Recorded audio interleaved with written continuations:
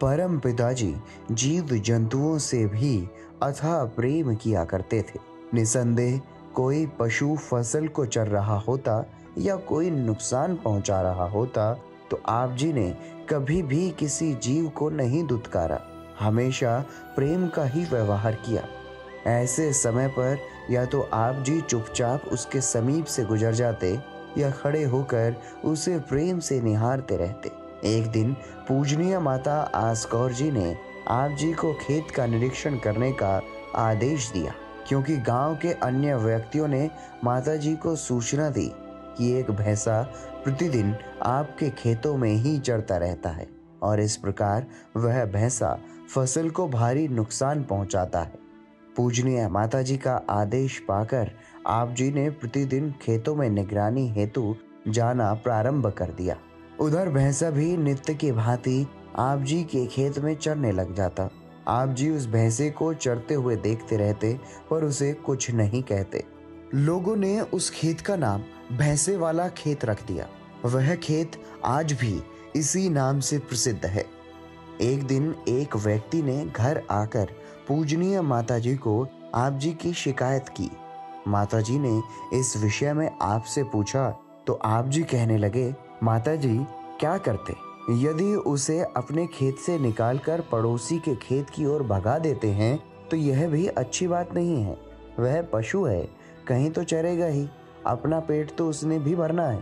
परंतु अब कोई और उपाय सोचेंगे। अगले दिन भी उसी प्रकार हुआ। वह भैंसा प्रतिदिन की भांति आकर चरने लग गया। आप जी उसे देखकर मुस्कुराते रहे। आपने ना तो उसे झिड़का ना ही भगाया। आप एक जगह बैठकर उस चरते हुए भैंसे को निहारते रहे।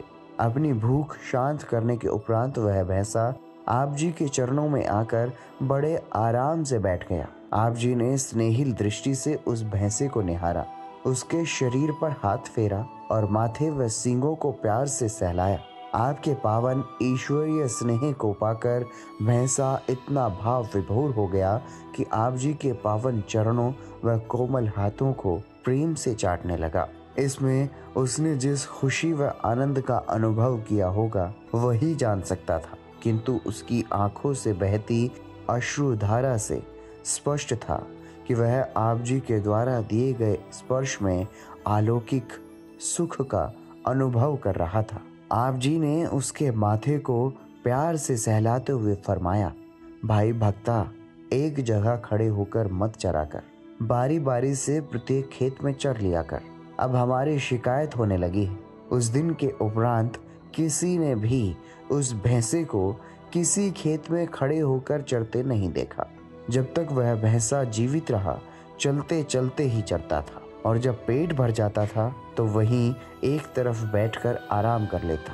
आप जी के पावन वचनों में इतनी मिठास थी कि बेजुबान जीव भी आपकी भाषा को समझ लिया करते थे तथा उस ईश्वरीय स्पर्श मात्र को प्राप्त करने के लिए लालायित रहते थे।